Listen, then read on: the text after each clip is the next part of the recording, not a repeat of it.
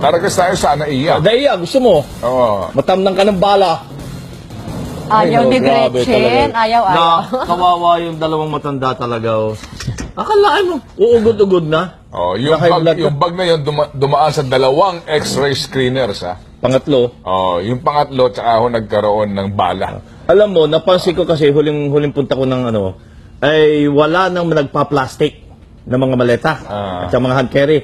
Babalik na naman uli yan.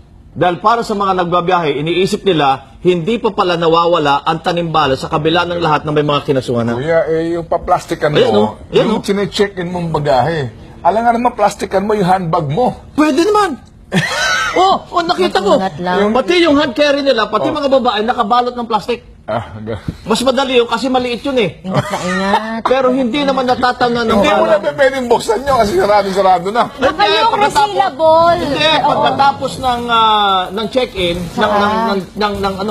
Alam mo, X-ray. wala X-ray. X-ray, kuya. Ha? Ikalaboso mo yung nagtatanim. Eh, ang dami nila eh. Ikalaboso mo yung hepe. At yan ang mga balitang nakakala mo sa akin mas malawak na pagbabatrol.